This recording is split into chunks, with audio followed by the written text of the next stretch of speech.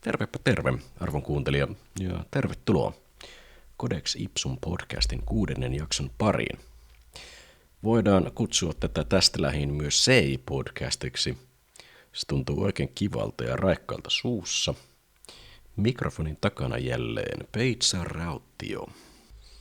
Paljon aikaa on vierähtänyt edellisestä kerrasta, kun olen tehnyt teille kuunneltavaa. Kyse ei ole niinkään ollut siitä, etteikö mulla olisi ollut aihetta josta puhua, vaan kaikenlaista muuta priorisoitavaa hässäkkää on sattunut tässä nenän eteen. Tämän jakson edistymistä on edesauttanut merkittävästi se, että yksi tai useampi ihminen on uskonut tähän sisältöön. Joten kiitos sinulle, jos tunnistat tästä itsesi. No, täällä CI-podcastissahan käsitellään muun muassa työ- ja organisaatiopsykologiaa, filosofiaa, taloutta sekä liiketoimintaetiikkaa. Ja tänään mennään tuonne työ- ja organisaatiopsykologian puolelle. Codex Ipsumhan tarkoittaa latinaksi taitavan ihmisen käsikirjaa, ja kerron nyt teille kerrankin jotain hyödyllistä. Tällaisen eräänlaisen tempun, jonka voit ottaa käyttöösi, ja jolla voit ratkaista sellaisia ongelmia, jotka on kipukohtia etenkin suomalaisen työkulttuurin keskuudessa. Kuuntelehan siis tarkkaan. Kyseessä on menettely nimeltään deonttinen konfliktin ratkaisu. Ja mitäs tämä deonttinen konfliktin ratkaisu sitten oikein tarkoittaa? Kuten nimityksestä voidaan päätellä, kyseessä on eräänlainen erimielisyyksien sovittelumenetelmä. Lähestytään asiaa siltä kantilta, että on hyvin yleistä, että meille koituu tällaisia epämiellyttäviä sosiaalisia kokemuksia. Ja nämä on sitten jääneet hiertämään. Niiden jäljiltä on jäänyt tälleen niin kuin paha maku suuhun. Tämä paha maku sitten kohdistuu ei pelkästään niihin sosiaalisiin tilanteisiin, vaan se jatkaa elämäänsä tämmöisenä ahdistavana tunteena kohdistuen noiden epämukavien tilanteiden toisella puolella oleviin ihmisiin. Pahimmillaan tällainen epämiellyttävä tunne voi kestää ei pelkästään kuukausia, vaan muodostuu jopa vuosien kaunaksi. Tällaisesta mielessä kiertävästä epämukavuudesta olisi siis ihan tosi hyvä päästä eroon. Mutta se on hyvin hankalaa. Ja häiritsevistä ajatuksista vapautuminen voi sitten tuntua mahdottomalta. Juuri sen takia, että se on hankalaa, arvon kuuntelija, sun kannattaa kuunnella tämä jakso, sillä tämä mun esittelemä temppu on avain näiden epämukavien ajatusten hälventämiseen. No, syitä sille, että sosiaaliset kokemukset muuttuu epämukaviksi. No, niitä on monia. Voidaan tiivistäen todeta, että me ihmiset ollaan erityisen herkkiä asioille, jotka uhkaavat meidän psykologista turvallisuutta. Yksi näistä asioista, mille ihmistä herkkiä, on oikeudenmukaisuuden taju. Me tyypillisesti reagoidaan todella vahvasti, kun koetaan, että jokin asia ei toteudu oikeudenmukaisesti tai tasavertaisesti. Se pääsee ihon alle, jos joskus olet vetänyt lyhyen tikun, tai muuten kokenut, että itseäsi tai jotakuta muuta ei ole kohdeltu reilusti. Toinen asia, mille ihmiset ovat herkkiä, on heidän sosiaalinen statuksensa. Mikäli ihminen kokee, että hänen sosiaalista statustaan loukataan, jää se kaivertamaan hyvin pitkäksi aikaa. Jos olet joskus joutunut huonon valoon, uskon, että olet tuntenut sen nahoissasi, ja tällaiset hetket on jääneet pyörimään pitkäksi aikaa mieleen. Pohdi hetki, onko sinua joskus töissä tai muuten kohdeltu epäreilusti, tai onko sinut jossain vaiheessa saatettu huonoon valoon. Jos pystyt samaistumaan tuohon äskeiseen pohdintaan, pystyt myös samaistumaan siihen, että tällaisista epämukavista tilanteista syntyvät henkiset haitat ovat pitkäaikaisia ja hankalia purkaa. Muitakin kaaherrosta aiheuttavia ilmiöitä toki on. Epäoikeudenmukaisuus ja sosiaalisen statuksen loukkaaminen esimerkiksi nolaamisen kautta olivat vain voimakkaita esimerkkejä. Mä puhuin yhdessä edellisistä podcast-jaksoista henkisen kapasiteetin olevan kuin kulhossa olevaa nestettä. Nämä tällaiset pitkäaikaiset henkiset rasitteet vie juurikin sitä tilaa sieltä henkisen kapasiteetin kulhosta. Ne on ikään kuin palikoita siellä kulhossa. Ja täten nämä henkiset rasitteet syövät tilaa sitten myöskin näiltä päivittäisiltä henkisiltä voimavaroilta. Tämän lisäksi henkiset haitat, niihin liittyy ihan puhdasta henkistä kärsimystä. Ja tätä tietysti ihmiset haluaisi välttää. Vaikuttaisi olevan perin selvää, että näistä henkisistä rasitteista eroon pääseminen on hyvin toivottavaa. Ja tästä syntyykin sitten meille tämän podcastin keskeinen kysymys. Miten voitaisiin päästä eroon epämukavien sosiaalisten tilanteiden aiheuttamista pitkäaikaisista epämiellyttävistä tunteista?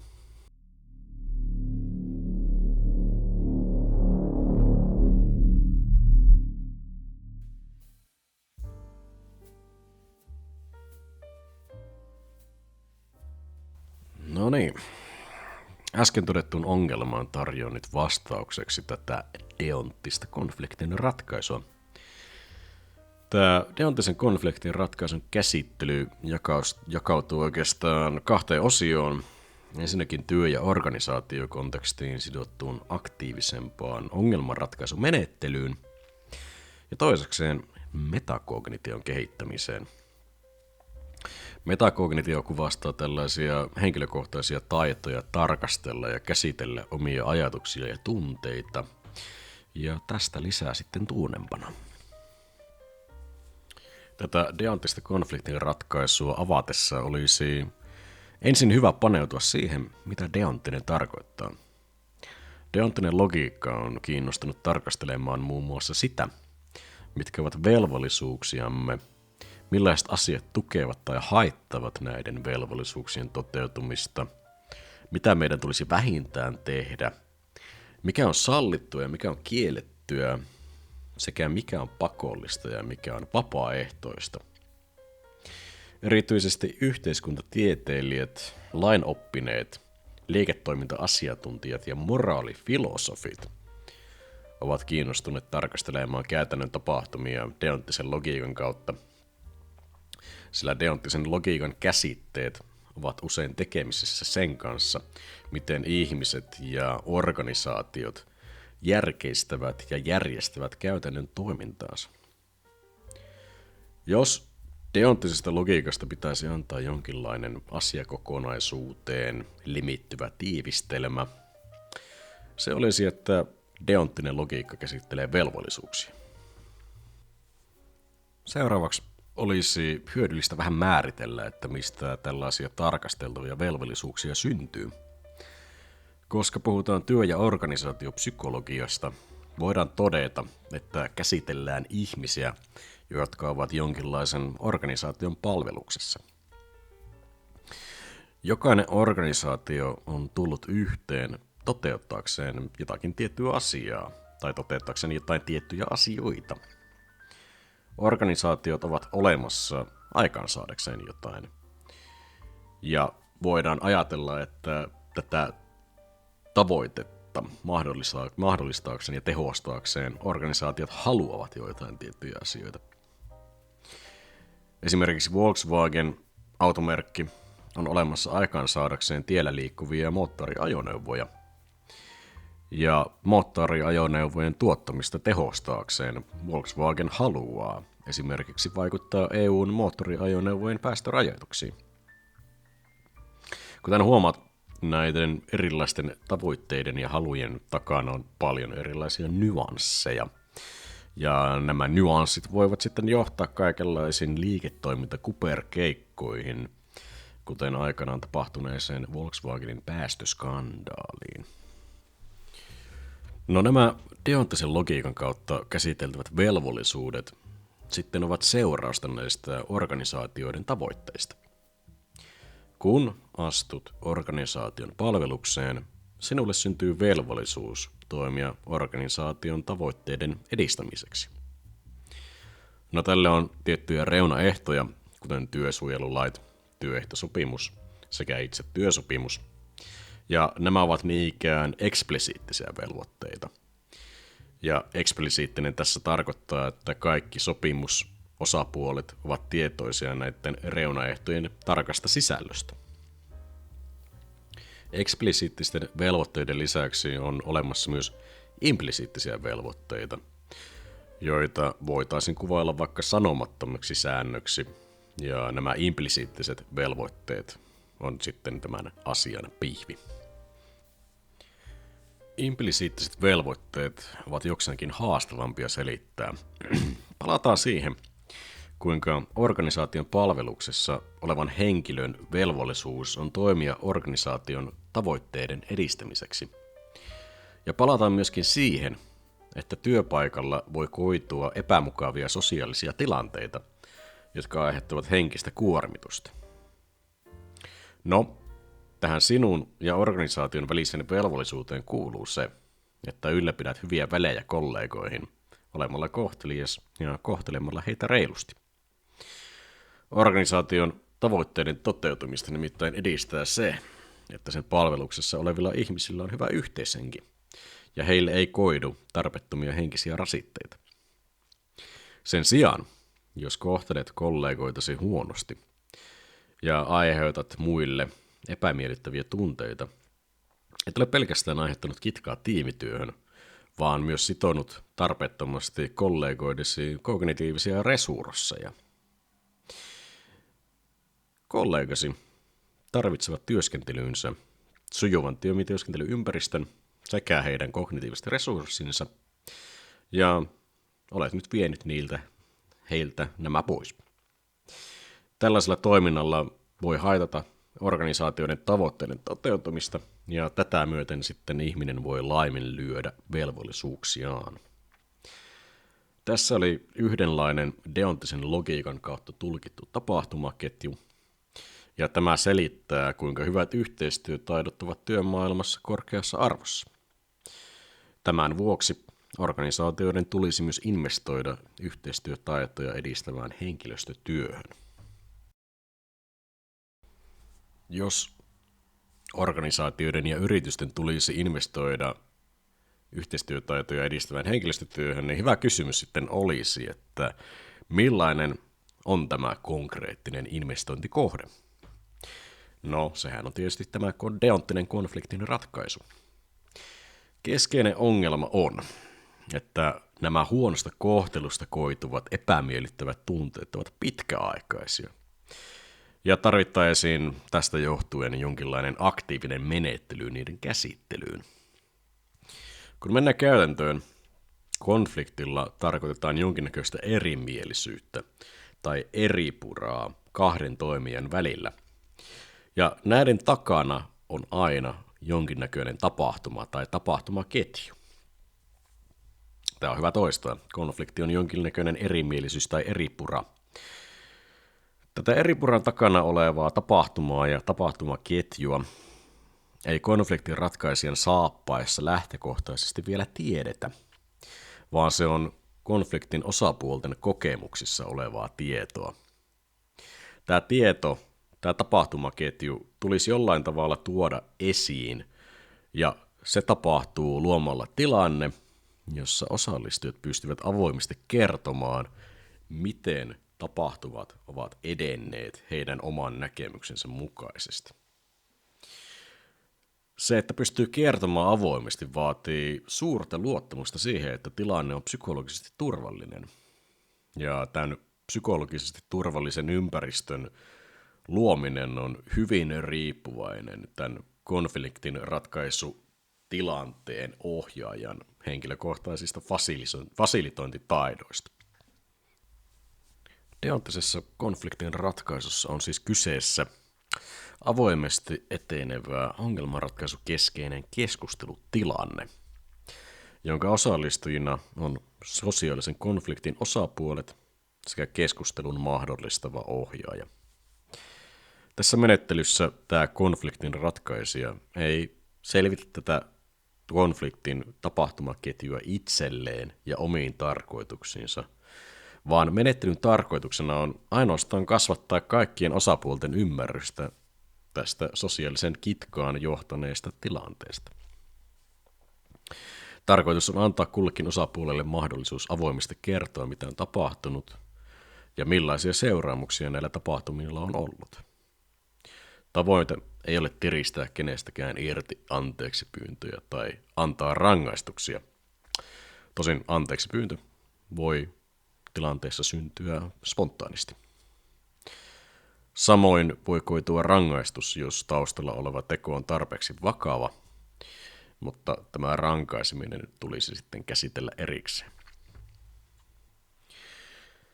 Konfliktin ratkaisun ohjaajalla on kuitenkin parhaimmillaan kriittinen merkitys ymmärryksen kasvattamisessa.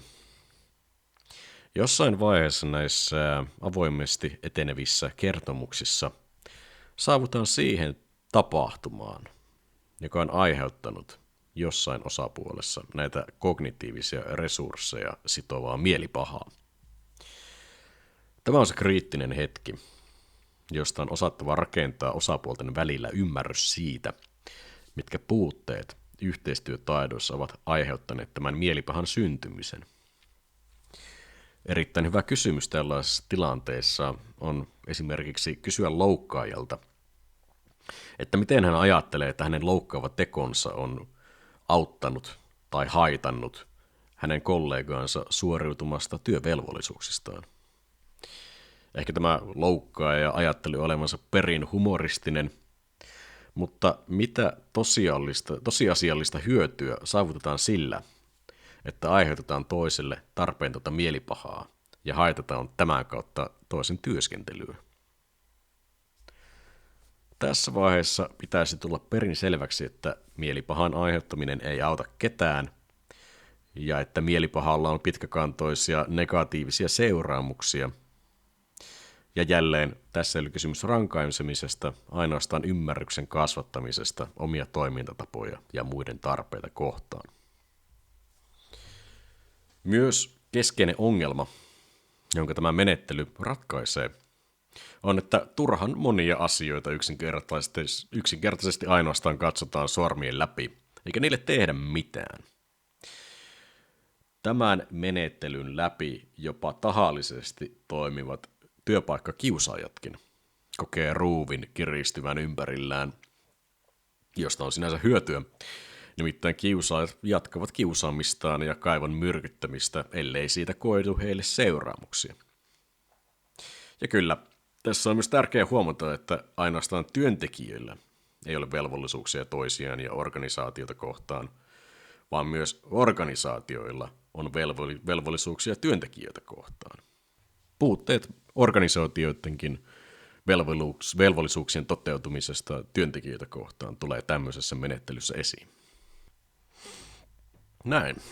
Siinä se oli pähkinänkuoressa.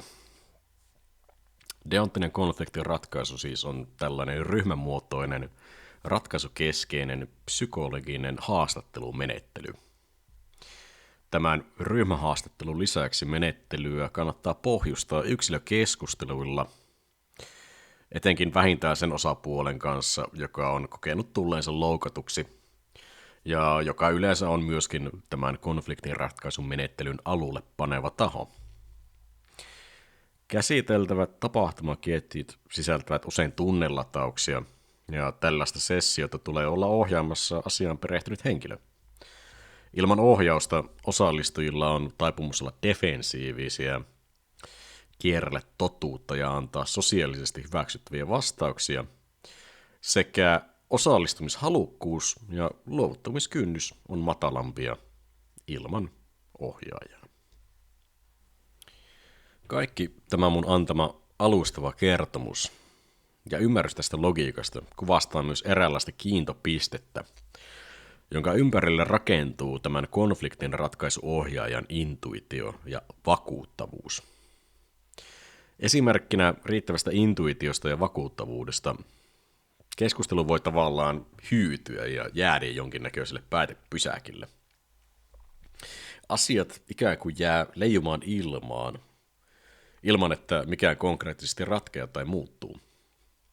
Puuttuu se merkittävä havainto tai realisaatio tai jonkinlainen opetus tai punchline. Ja tällöin tarvitaan sitä deonttista logiikkaa, velvollisuuksien toteutumisen tarkastelemista, jotta osaa viedä keskustelua eteenpäin ja kriittisellä hetkellä pystyy vakuuttavasti osoittamaan, millaisia velvollisuuksia osapuolilla on toisiaan kohtaan. On synnyttävä vahva looginen intuitio, jotta tätä menettelyä pystyy tehokkaasti käyttämään, ja tähän kaikkeen konfliktien ratkaisuasiantuntijan osaaminen perustuu. No, kysymykseksi jää, että miksei tällaisia menettelyjä sitten käytetä? Oletko esimerkiksi itse koskaan kuullut tällaisesta tai edes pikkusen vastaavasta menettelystä? Osaltaan asiantilaan vaikuttaa suomalainen työkulttuuri, jossa loukatun osapuolen on hankala löytää minkäänlaista järkevää apua työpaikalta, joten sitä ei edes sitten etsitä. Toinen syy on se, että tällaisia menettelyjä osaa hyvin harva ihminen, joten nämä menettelyt ei myöskään sitten leviä ja integroidu suomalaiseen työelämään. Onneksesi sattumalta tunnen yhden hyvän tyypin, jolta nämä taidot löytyy, ja sehän olen tietenkin minä. Eikä siinä vielä kaikki. Tämä menettely on kohtuullisella vaivalla koulutettavissa ja jatkettavissa juuri sinun organisaatioosi. Eikä olekin mahtavaa. Koulutettavaksi tarvitaan asiantuntija tai asiantuntijoita, jotka ymmärtävät jotain humanistisesta lähestymistavasta. Ja tämähän on etenkin teollisuudessa hyvin aliarvostettua. Tämän aliarvostuksenkin vuoksi tällaisilla menettelyillä on vaikeuksia lyödä läpi. Mutta jos koet, että tästä voisi oikeasti olla sulle jotain hyötyä, kehotan lämpimästi ottamaan yhteyttä. Mä laitoin yhteystiedot tämän YouTube-videon alle. Ja joo, nyt kun otin maistot koukun syvälle kiduksiisi, on hyvä kertoa, että myyntipuhettahan tämä oli. Mutta ei se mitään. Jos olet minkään tasoinen johtaja, niin ymmärrät, että kehittyminen vaatii investointeja.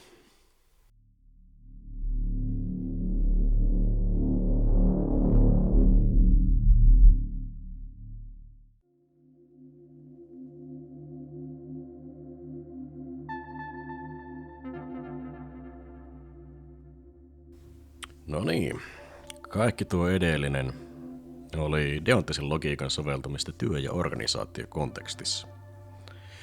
Ja nyt mennään sinne metakognition kehittämisen puolelle.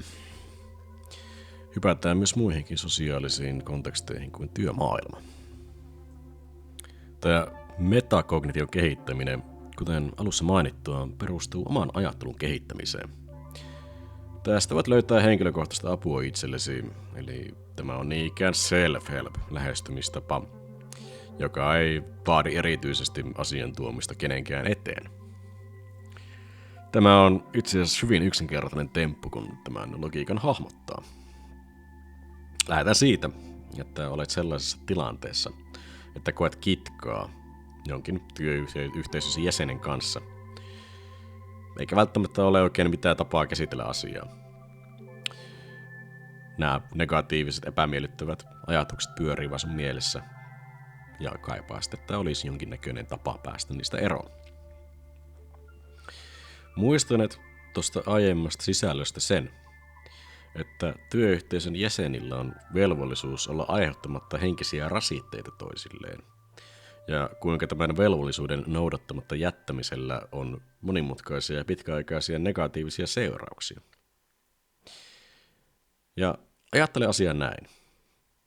Jos tosiasiassa koet, että jonkun työyhteisön jäsenen käytös on aiheuttanut sulle henkistä rasitetta, hän on epäonnistunut pitämään kiinni velvollisuuksistaan sinua kohtaan.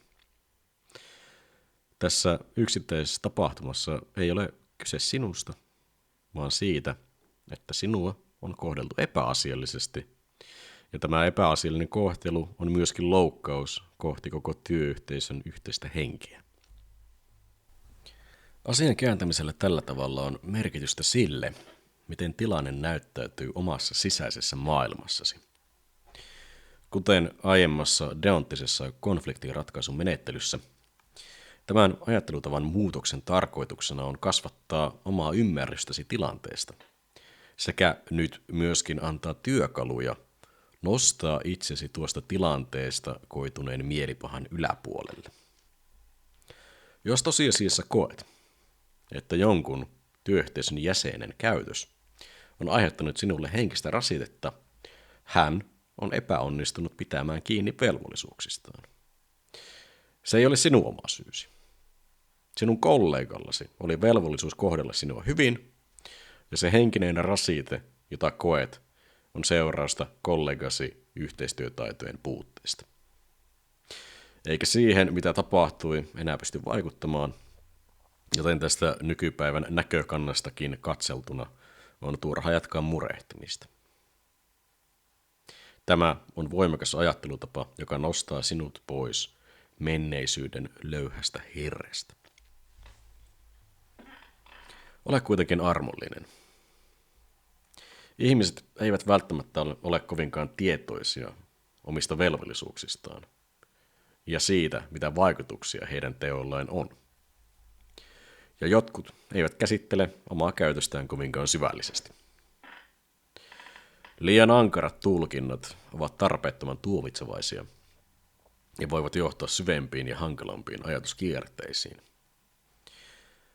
Voi myös olla, että tämän kautta ryhdyt ajattelemaan myös omaa käyttäytymistäsi.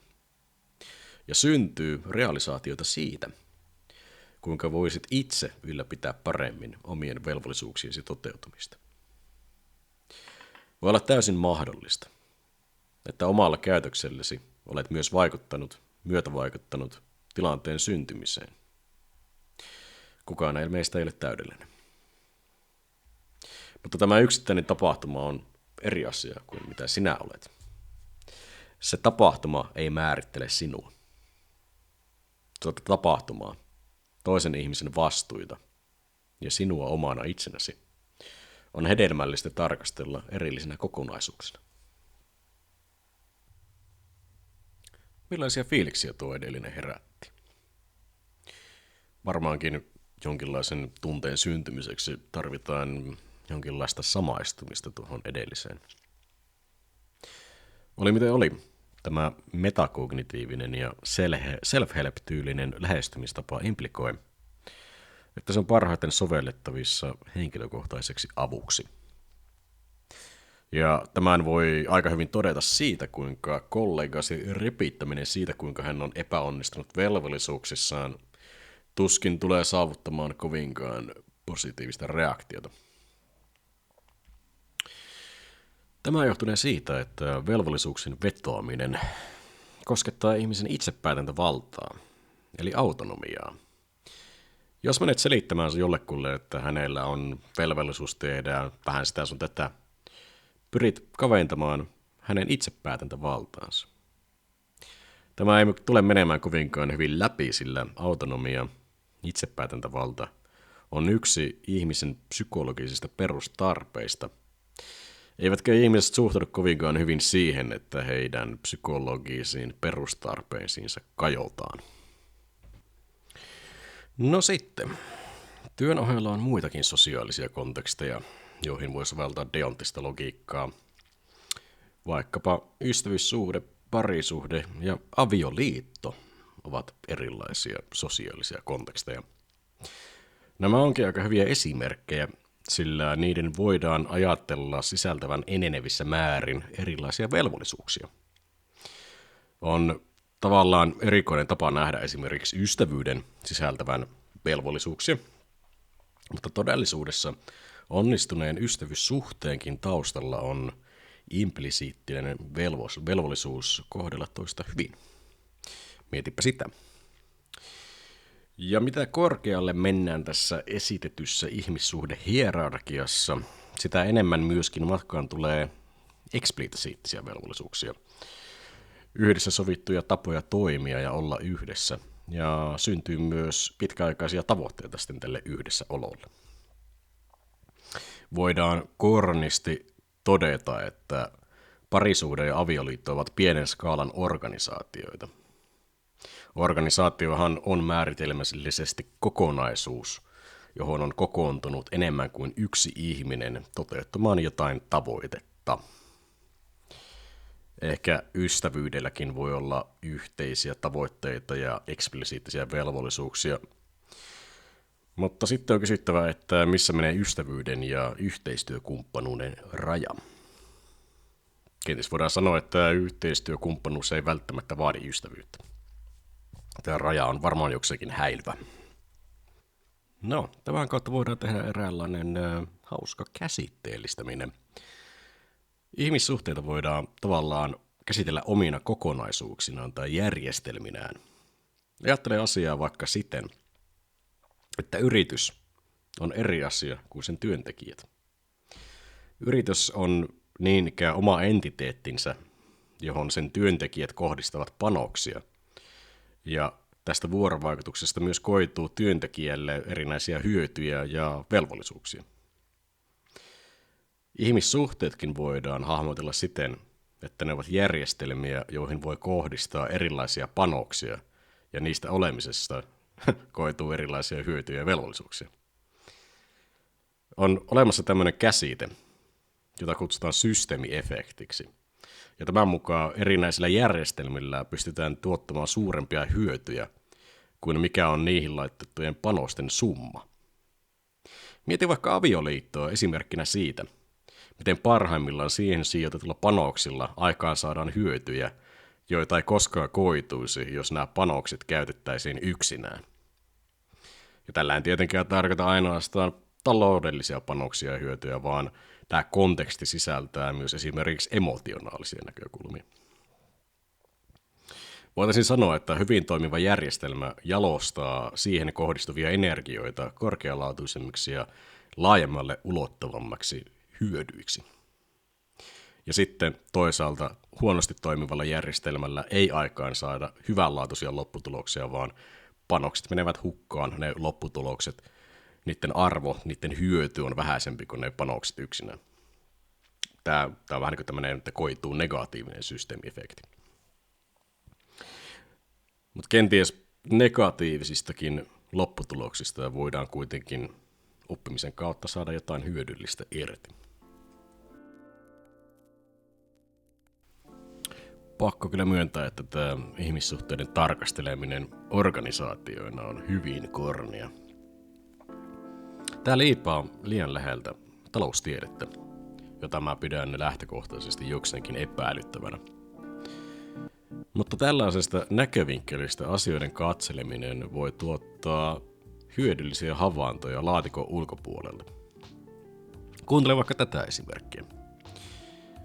Ensikosketus siihen, että käsittelin ihmissuhdeasioita eräänlaisena järjestelminä, oli aika monta vuotta sitten.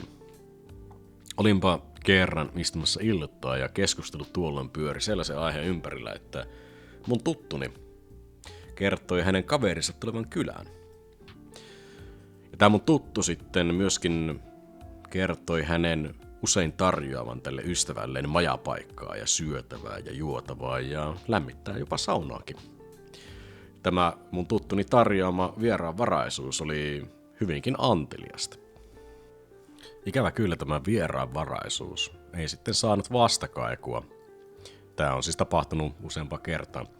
Mun tuttuni ystävä ilmeisesti suhtautuu jopa jonkin tasoisella nihkeydellä tämän mun tuttuni seuraan, ja hän ei nyt sitten saa juuri minkäänlaista vastavuoroista vieraanvaraisuutta sitten häneltä, tältä ystävältään.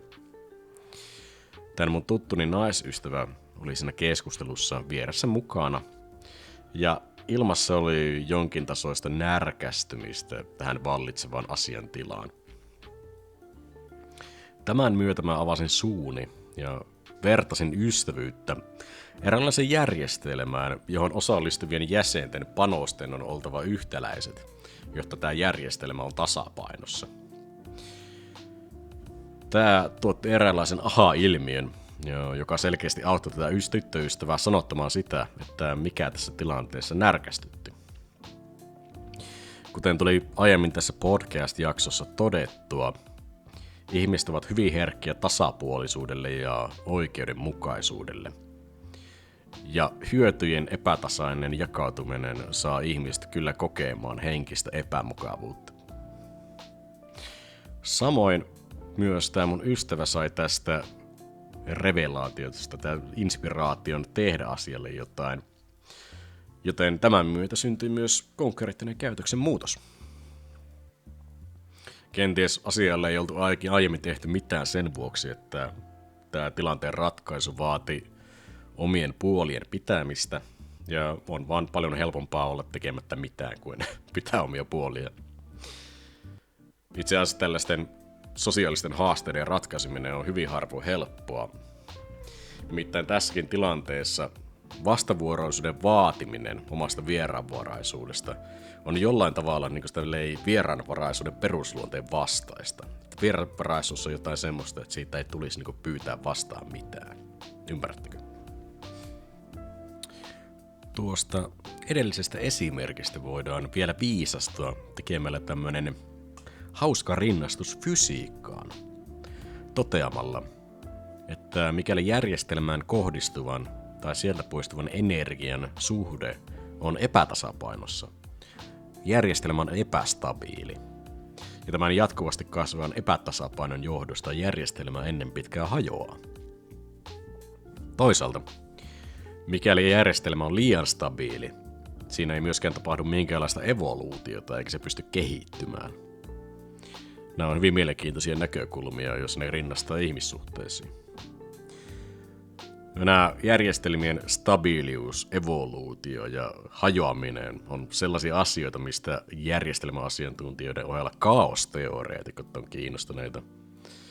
Ja mulla oli aikana rinnastaa tätä kokonaisuutta enemmänkin kaosteoriaan, mutta materiaalia syntyi jo tähän podcastiin sen verran paljon, että ehkä perehdymme kaosteoriaan joskus toista.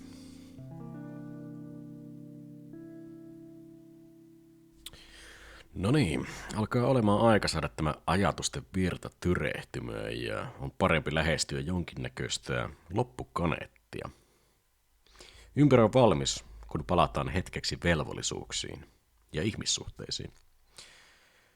Samalla tavalla kuin organisaatiot, ihmissuhteet ovat entiteettejä, jotka tavallaan haluavat tiettyjä asioita.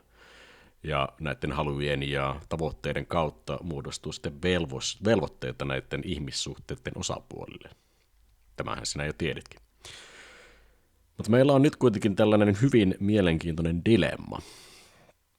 Voidaan tehdä toteamus, että ihmisten sitoutuminen yhteisiin velvollisuuksiin parantaa heidän keskinäistä psykologista turvallisuutta.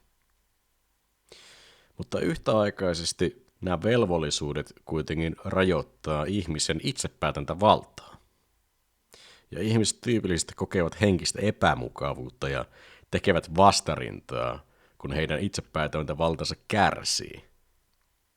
Miten voidaan selittää tämä velvollisuuden ja vapauden välisen ristiriidan dilemma? Ja miten voidaan selittää se, että ihmiset vapaaehtoisesti hakeutuvat sellaisiin olosuhteisiin, jotka rajoittaa heidän itsepäätäntävaltaansa? No, osittainen vastaus on se, että ihminen voi uhrata itsepäätäntävaltaansa saavuttaakseen jotain, mitä hän ei voi saavuttaa yksin. Vastausta voi laajentaa arvojen kautta. Ihminen on valmiimpi tekemään uhrauksia, mikäli se edesauttaa hänen arvojensa toteutumista. Otetaan esimerkiksi minä. Mun arvoihini kuuluu oman itseni ja muiden hyvinvoinnista huolehtiminen. Ja nämä on sellaisia asioita, jotka sisältävät erilaisia nyansseja. Ja näiden nyanssien kautta tulee sitten näiden arvojen eteen uhrattua erilaisia asioita, kuten juuri nyt uhran aikaani tämän podcast-jakson vuoksi. Ihan vaan siinä toivossa, että tästä sisällöstä on jollekulle hyötyä. Tämä mun ylläpitämä arvoni huolenpito muita kohtaan toteutuu siis sikäli, kun tämä sisältö auttaa ketään. Tällaisen podcastin tekeminen saattaa vaikuttaa triviaalilta, ja sitä kautta tämä mun panos muiden hyvinvointiin saattaa samoin vaikuttaa triviaalilta, mutta kukaan siellä ruudun toisella puolella ei pysty sanomaan, kuinka paljon tosiasiassa mulla tähän menee aikaa ja vaivaa. Mietipä sitä. Ja sitten kun otetaan tämä mun ylläpitämäni arvo, Mä pidän tärkeänä itsestäni huolehtimista ja muille huolenpidon antamista. Ja kun tätä ekstrapoloidaan erilaisiin ihmissuhteisiin, niin mä näkisin, että esimerkiksi parisuhde ja avioliitto mahdollistaa mulle kokonaan erilaisia ulottuvuuksia ja mahdollisuuksia antaa huolenpitoa. Näin ollen mun olisi helppo hyväksyä itselleni velvollisuuksia, jos tuntuu, että niiden kautta mä pystyn antamaan jotain arvokasta, joka on myöskin sitten näiden mun arvojeni mukaista. Toki munkin on myönnettävä, että omien arvojeni mukaisesti eläminen ja huolenpidon saaminen ja huolenpidon antaminen tuntuu myös itsestäni hyvältä, joten tässä on tämmöinen tietynlainen hedonistinen kulma. Mutta ei kai se ole ihan hirveän huono juttu, että nauttii tämmöisistä asioista. No sitten, arvappa mitä. On myös olemassa erilaisia arvomaailmoja kuin mitä on mulla.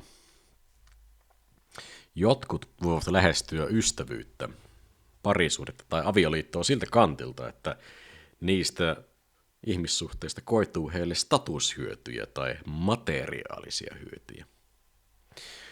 Tämä kertoo siitä, että näiden ihmisten arvomaailmassa status tai materiaaliset lopputulokset on merkittäviä, ja tämä on tietysti mulle fine. Mä en tuomitse. Mutta tämä on hyvä esimerkki siitä, kuinka erilaiset arvomaailmat näyttäytyy siten, että millaisia asioita ihmiset hakevat ihmissuhteistaan.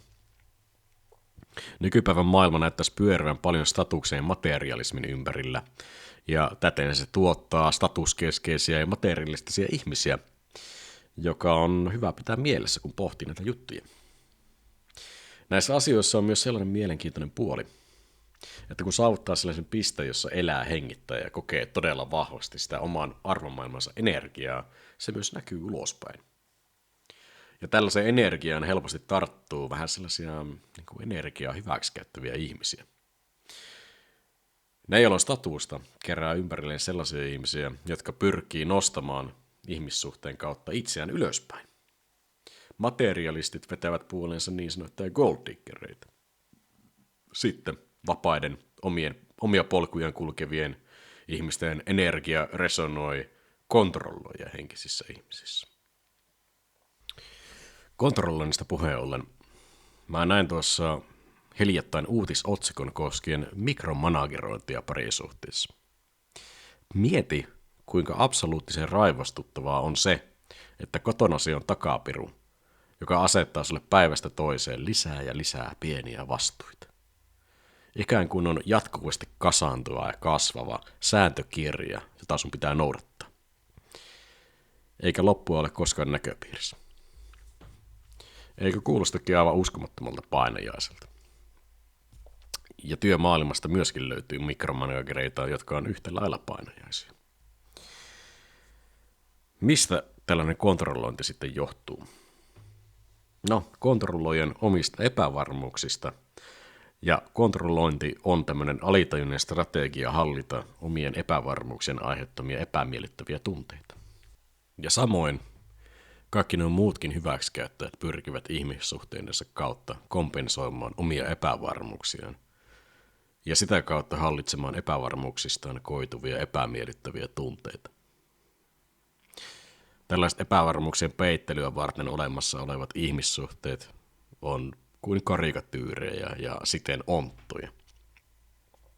Tämän vuoksi on äärimmäisen vetovoimasta ja seksikästä, kun ihminen seisoo omilla jaloillaan ja on sujut itsensä kanssa. Toisin sanoen ihminen on itsevarma. Siinä on jotain aitoa, jotain mikä on onton vastakohta.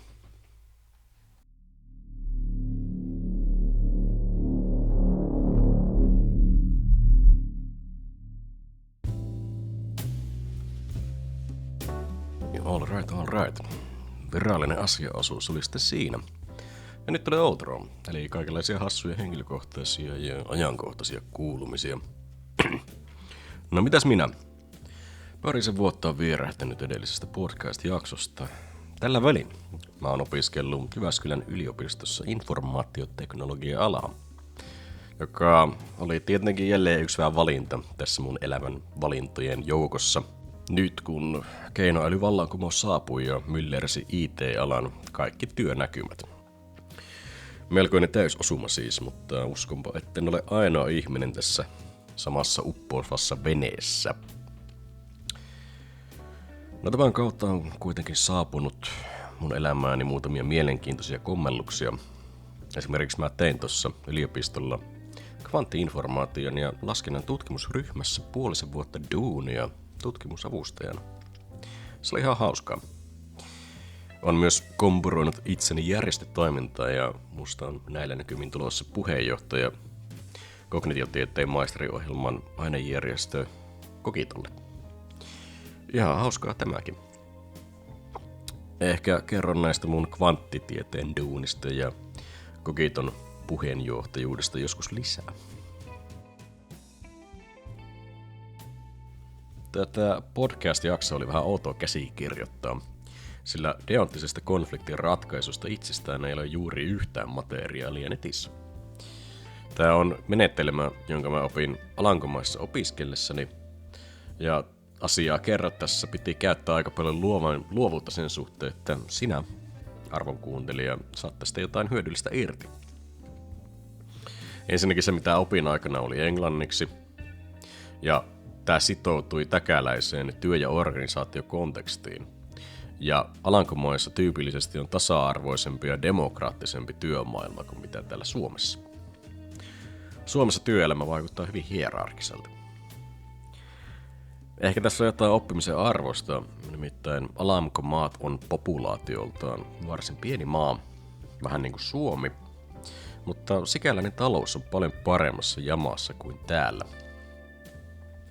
Tämä havainto organisaatioiden demokraattisuudesta ei varmaankaan ole tyhjentävä vastaus siihen, että miksi talouksissamme on näin paljon eroa, mutta ehkä se on osa tätä palapeliä. Oli miten oli, kirjoittamisesta tykkään lähes aina, ja toisekseen tämä aihe on pyörinyt mun mielessäni melko lailla koko ajan, ja nyt tuntuu hyvältä saada muille ajatuksille tilaa, kun sain tehtyä tämän podcast-jakson aikaiseksi tästä deonttisesta konfliktin ratkaisusta. No sitten, on aiemmin nauttinut henkilöstöalan perseen riekaleiksi repimisestä. Ja silloin tällä uutisotsikoissa tulee naama eteen näiden työnhakulappusia pläräävien asiantuntijoiden suosituksia siitä, mitä kannattaa tehdä, jotta juuri sinun työhakemuksesi nousee positiivisesti heille esiin. Näitä ulostuloja on aina ja todella tuskastuttavaa lukea, koska niiden sisältö on keskenään aina ihan täysin samanlaista, eikä niistä opi mitään. En tiedä, minkä takia tällaisen sisällön tekemistä nähdään tai koetaan hyödylliseksi. Silti, kun tässä hiljattain spontaanin repeämisen, kun Baronan rekrytointipäällikkö antoi Helsingin Sanomissa ihan todella hyvän shitpostin, eikö siis tärpin, että voit työnhaussa erottaa positiivisesti, jos vaikka mainitset, mitä podcastia kuuntelet. No, tätä lukiessani olin, että voihan herran pieksi, pitäisikö mun kuunnella podcasteja, jotta vihdoin pääsisin duuniin. Joo, ihan käsittämättömän upea vinkki, että kannattaa ottaa tästä koppi. Ei vaan, tää oli sarkasmia.